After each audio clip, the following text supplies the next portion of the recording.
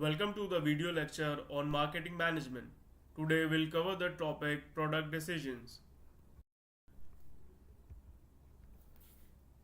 Product as a marketing mix has inseparable relation with price, promotion, distribution and of course most importantly the bottom line. Every issue has a direct bearing on the product making decisions which need be evaluated. From a marketing standpoint, a product is defined as anything offered for sales for the purpose of satisfying a want or need on both sides of the exchange process. This includes a tangible object that marketers refer to as a good, as well as an intangible service, an idea, a person, a place, or an organization, or any combination of these. Durable goods are goods that are used or consumed over a long period of time, usually at least several years. For example, houses and automobiles. Non durable goods are used or consumed over a short period of time or after one or few uses, like domestic provisions and office supplies. Industrial goods are those bought by individuals and organizations for further processing or for use in conducting a business. Organizational goods can be classified according to how they enter the production process and according to what they cost. The groups of organizational goods are material and spare parts, capital terms, and supplies and services. Materials and products. They are organizational goods that enter the manufacturer's product completely. They fall into two classes: raw materials and manufactured materials and parts. Raw materials include farm products like wheat, livestock, cotton, etc., and natural products like fish, timber, oil, etc. Manufactured materials and parts include a component material like steel, cement, and component parts like motor, metal casting, etc.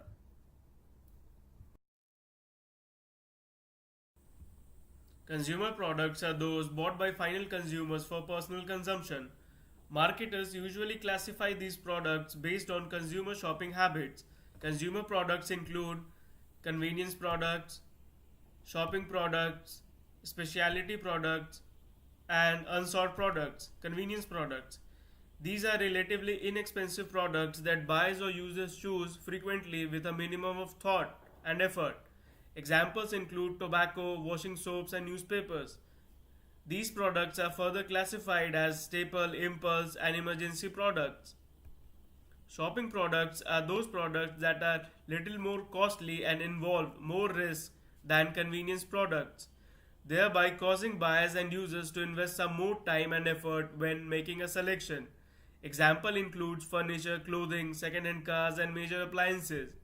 Specialty products are unique or specialized products that are very expensive and are quite unique or so specialized that buyers and users are willing to expend great effort to seek out and acquire them. Examples include high priced photographic equipment and jewelry. Unsought products are consumer products which the consumer either does not know about or knows but does not normally think of buying.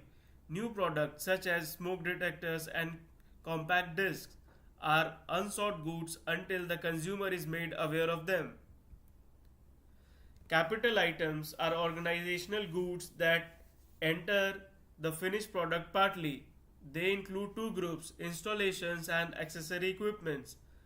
Installations consist of buildings, factories and offices, and fixed equipments like generator, drill presses, computers, and elevators.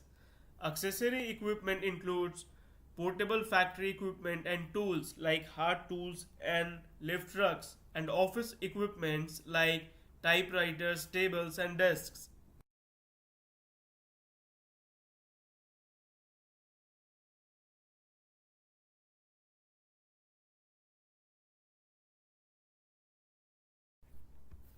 Elements of a product.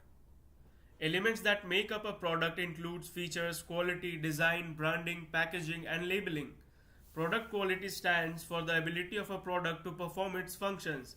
It includes the product's overall durability, reliability, precision, and other valued attributes. From the marketing point of view, however, quality should be measured in terms of buyer's perception. Product features. The same product can be offered with varying features. The company can create higher level models by adding more features. Features are a competitive tool for differentiating the company's product from competitors' product. Product design. Another way to add product distinctiveness is through exclusive product design. Design can be a very powerful competitive weapon in a company's marketing arsenal. Well designed products win attention and the consequent sales. Packaging. In addition to the obvious purpose of containing products, packaging gives a way to present a product to the potential buyers. Packaging functions. It helps promotion and distribution functions of marketing. Packaging of consumer products always seem to get more attention than the packaging of industrial and organizational products, perhaps because of the sheer volume of the consumer packaged goods displayed in grocery stores and other retail outlets. Product appeals for customers who have specific needs and particular preferences. Facilitating distribution. There are several ways by which packaging can facilitate distribution. The most obvious facilitation is by providing protection for tangible products such as food, medicines, toys, appliances, and computers. With protective packaging, consumers do not risk purchasing products that have been tampered with or have been damaged. Packaging also helps to meet the needs of intermediaries by facilitating transportation and handling. Safety. Improper and dangerous packaging materials can create a serious risk situation for manufacturers, intermediaries, and customers.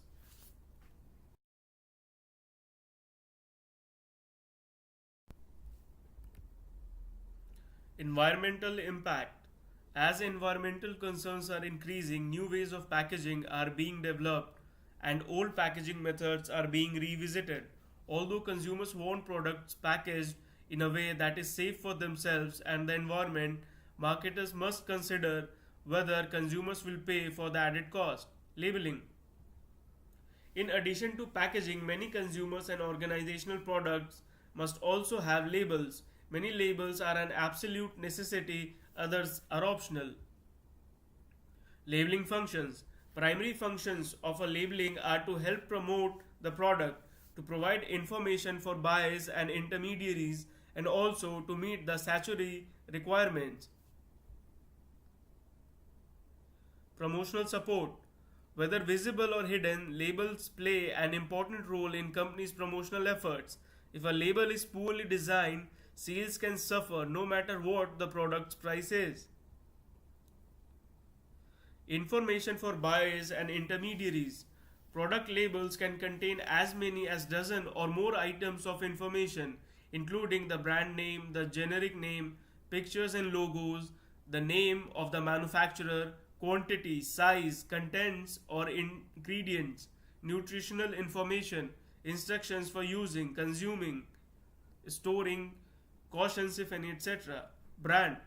It is a name, template, design, a symbol or any combination of these chosen by an individual or an organization to distinguish a product from rest of the competing products.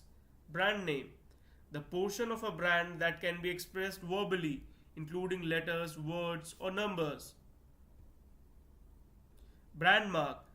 The portion of a brand that cannot be expressed verbally, such as a graphic design or an emblem or a logo, is known as brand mark. Trade name. The name under which a business organization operates.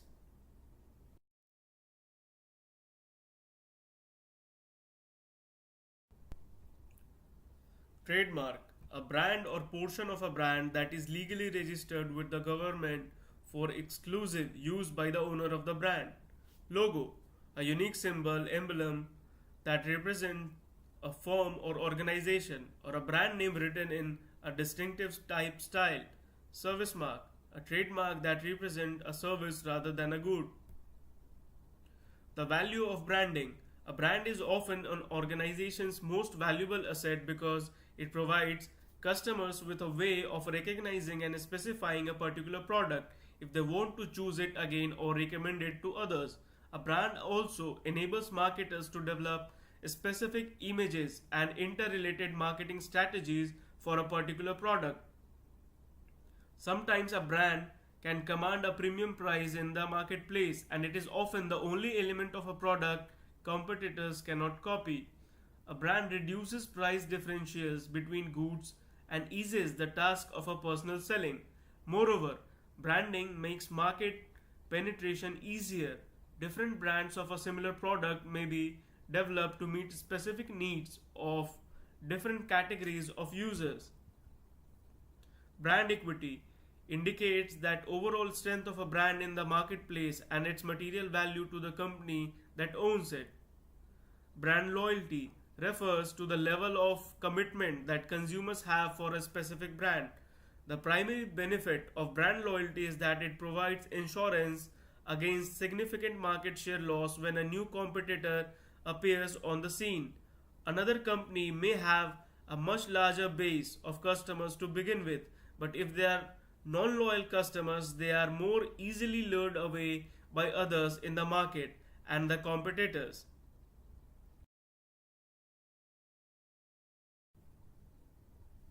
Types of brands. There are three types of brands: manufacturer brands, private brands, and generic brands.